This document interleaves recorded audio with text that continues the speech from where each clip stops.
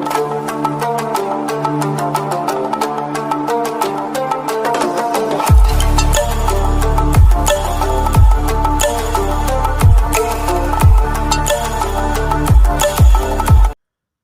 Guys and welcome back to my channel.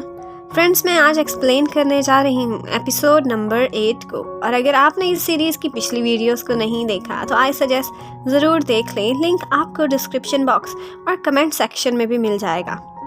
Thank you. तो guys, इस episode के start में शाशा जब घर वापस आती है तो हाओनान से कहती है कि जो कुछ आज क्लब में हुआ था उसे भूल जाओ, मैं ड्रंक हूँ, कुछ भी सीरियस ना लेना।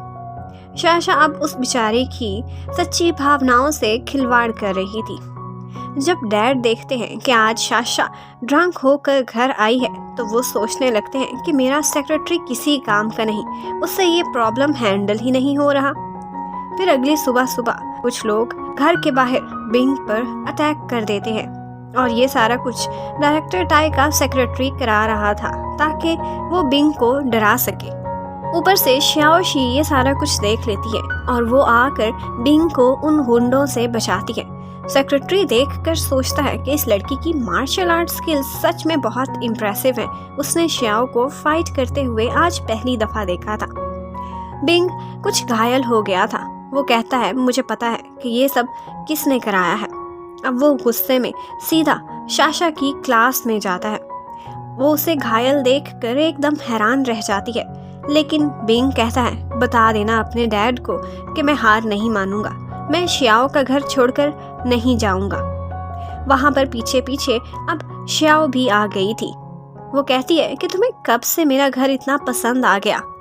तो वो सारों को दिखाने के लिए कहता है कि घर नहीं, मुझे तो तुम पसंद हो। और फिर शाशा को जेलस कराने के लिए वो सारी क्लास के सामने उसे किस कर लेता है। सारे लोग अब विटनेस थे कि बिंग शाशा को रिजेक्ट करके श्याओ को अपना चुका है। बाद में श्याओ एक जगह टीवी पर लव से रिलेटेड एक प्रोग्राम देख रही थी कि फर्स्ट किस के साथ ही फर्स्ट लव जुड़ा हुआ होता है।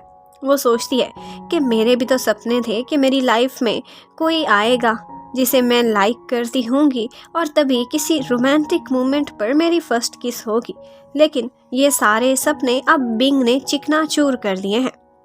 और वो आज कॉलेज में भी गुस्से में भरी फिर रही थी कि ये बिंग ही है जिसने मेरी फर्स्ट किस चुरा ली है। फिर जब वो घर वापस लौटती है तो बिंग पहले ही बैठा हुआ था।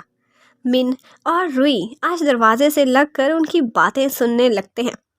अंदर श्याओ अब बिंग पर गुस्सा करने लगती है तो वो कहता है कि अनबिलीवेबल, क्या ये तुम्हारी फर्स्ट किस थी? चलो कोई बात नहीं, शुक्र है तुमने आगे से मुझे मारा नहीं। मैं तुम्हारे इस एहसान का बदला एक दिन तुम्हें ज़रूर चुकाऊंगा। लेकिन श्याओ कहती है कि आज जो भी हुआ उसके बाद मैं अपना ख़ानदानी 3 स्ट्राइक्स प्रॉमिस कैंसिल करती हूँ। लेकिन बिंग कहता है कि बस इतनी सी वैल्यू थी तुम्हारे महान प्रॉमिस की, और तुम्हारे मरे हुए फॉरफादर्स को आज तुमने शर्मिंदा करा दिया है। अब श्याओ उसकी ब्लैकमेलिंग पर बहुत गुस्सा करने लगती है और कहती है कि मुझे मौका मिले मैं किसी दिन तुम्हें मार मार के बंदर बना दूंगी। इतने में बिंग शावर लेने के लिए एकदम बाहर निकलता है तो आगे से उनके रूममेट्स उनकी बातें सुनते हुए पकड़े जाते हैं। उधर शाशा ने बिंग की तरफ अब ऑफिशियल रिजेक्शन के बाद फैसला किया था कि वो उससे बदला लेने के लिए अब हाओनान को डेट करेगी और वो उसे अपना बॉयफ्रेंड बनने की ऑफर करती है। तो हाओनान कहता है कि तुम आज बहुत अपसेट थी इसीलिए ऐसा कर रही हो, मुझे लाइक तो नहीं करती। लेकिन शाशा कहती है, फजूल बातें ना करो, मुझे सिर्फ जवाब चाहिए। हाओनान कुछ कहता उससे पहले ही शाशा अपने डैड को कह देती है कि हाओनान अब मेरा बॉयफ्रेंड है। फिर आधी रात को फ्रेंड्स बिंग को कॉल करके जल्दी में एक जगह मिलने को कहते हैं। बिंग जब श्याओ को बैठे बैठे सोए हुए देखता है तो कहता है कि तुम बड़ी महान हो, अब मैं तो जा रहा हूँ, ये वर्ड तुम्हारा हुआ। उसके जाते ही स्टैचू बनी श्याओ फौरन आराम से लेट जाती है। बिंग जब अपने फ्रेंड्स से मिलता है तो वहाँ हाओनान उसे बताता है कि शाशा ने मुझे डेट करने को कहा है, मैं तो हमेशा से उसे लाइक करता था, मैंने हाँ कह दी है। बिंग आगे से उसे कांग्रेट्स कहकर वहाँ से जाने ही लगता है, लेकिन हाओनान कहता है कि तुम मेरे फ्रेंड हो, वो मुझे लाइक तो नहीं करती, ये सारों को पता है। कुछ तो बोलो, क्या मैंने ठीक किया? बिंग कहता है, तुम्हारी लाइफ, तुम जैसे मर्जी जियो, मैं तो चला। फिर घर आकर बिंग देखता है कि श्याओ बेड पर एक अजीब सी पोजीशन लिए लेटी मज़े से सो रही होती है और उसे उस बेचारी पर रहम आ जाता है। वो उसको कुछ सीधा करता है ताकि वो आज रिलैक्स होकर आराम से सो ले।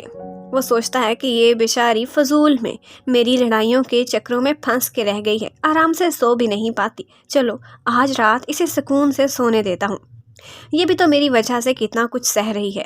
फिर वो कमरे से जाने ही लगता है, लेकिन फिर सोचता है कि इसे तंग करने का इतना अच्छा मौका मैं कैसे हाथ से जाने दूँ।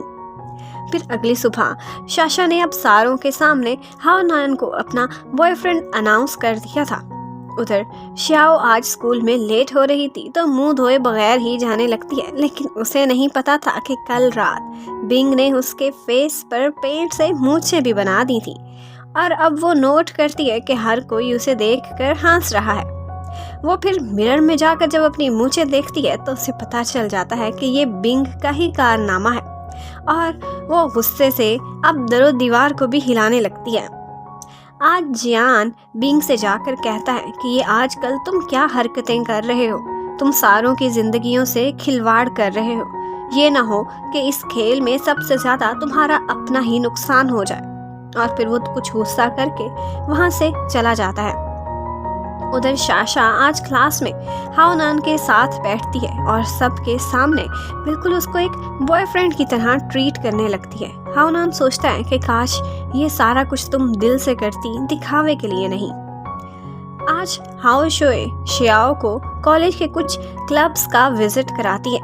हाओ शोए ने खुद हॉर्समैन क्लब की मेंबरशिप ली हुई थी।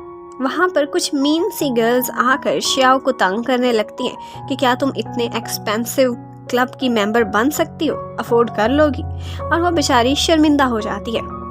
फिर वो इसी तरह शोए श्याओ को और भी क्लब्स में ले जाती है, लेकिन हर जगह वही गर्ल्स आकर श्याओ का मजाक उड़ाने लगती हैं, उसे बुली करती हैं कि तुम जैसी गरीब लोग ये क्लब्स अफोर्ड ही नहीं कर सकते।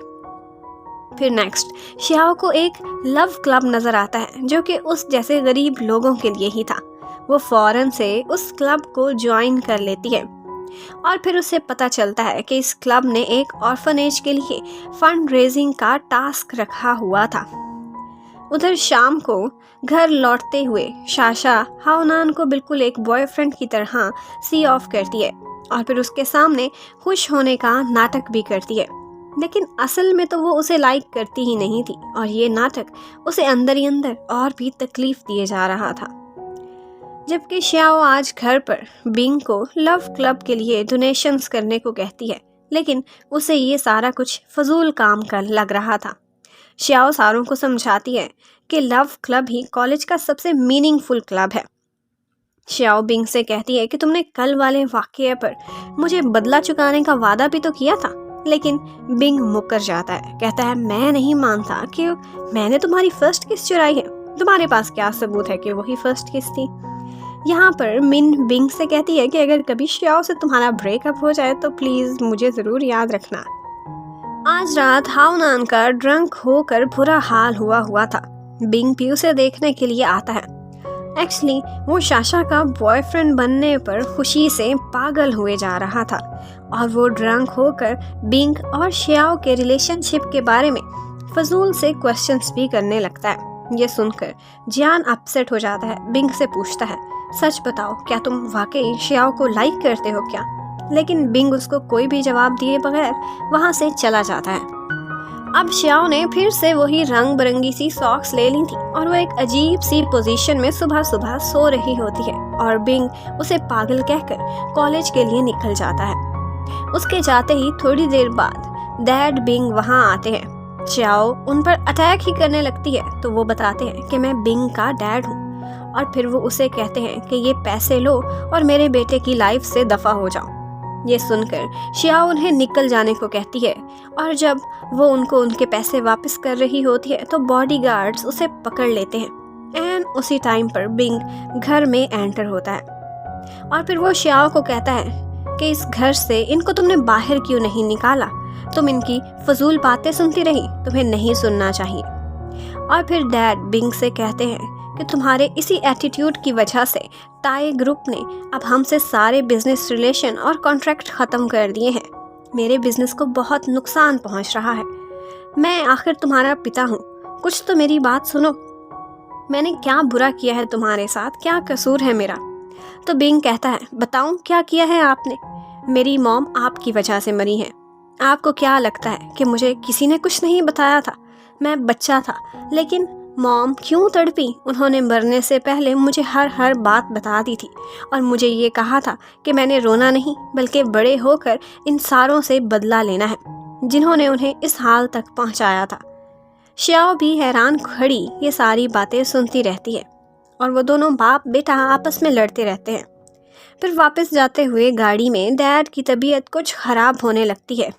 ये उनके लिए एक बहुत बड़ा शौक था। उन्होंने सोचा भी नहीं था कि उनका बेटा बचपन से ही सारे राज जानता होगा और अब वो बागी बन चुका था।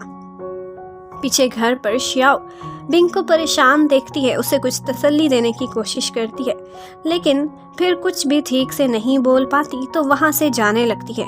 बिंग उसे रोक लेता है और रिक्वेस्ट करता है कि आज तुम मेरे साथ कहीं चलोगी।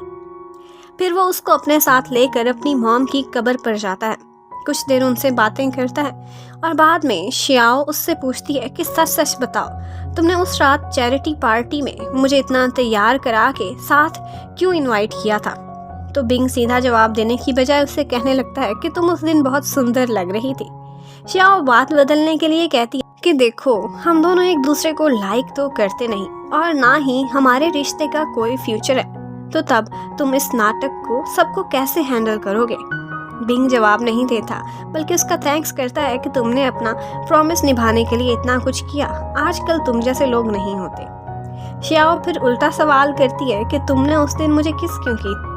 वो कहता है कि मैंने सोचकर कुछ नहीं किया था, बस सिचुएशन ही कुछ ऐसी बन गई थी। फिर वो अपनी मॉम को याद करने लगता है कि मैं उनके साथ भी यहाँ इस जगह पर आया करता था और फिर वो उनको याद करके बस खामोशी से वहीं बैठकर रोने लगता है और काफ़ी देर ऐसे ही बैठा रहता है। उधर डायरेक्टर ताई फील करते हैं कि उनकी बेटी शाशा आजकल खुश नहीं नज़र आ रही बल्कि खोई खोई रहती है और वो उसके लिए परेशान होने लगते हैं। जबकि श्याओ अपने रूममेट्स को मनाने की कोशिश में लगी होती है कि वो भी लव क्लब को ज्वाइन कर लें, लेकिन उनको तो क्लब के प्रेसिडेंट्स की शक्लें ही बिल्कुल पसंद नहीं थी। फिर बिंग उससे पूछता है तो वो बताती है कि वो एक स्टफ टॉय ऑर्फनेज में गिफ्ट करने के लिए वहाँ जा रही है। इतने में उनके घर पर जियान आ जाता है और वो फिर श्याओ को अपने वायोलिन कॉन्सर्ट में इनवाइट करने के लिए कहता है। श्याओ खुशी खुशी हाँ कर देती है। जियान बिंग को कहता है कि इसे अपने साथ ज़रूर वहाँ लेकर आना। फिर जियान खुद ही श्याओ को ऑर्फनेज तक लिफ्ट देने की ऑफ़र करता है। अब नेक्स्ट एपिसोड में उस कॉन्सर्ट में क्या होने वाला है उसके लिए स्टे कनेक्टेड। Bye bye.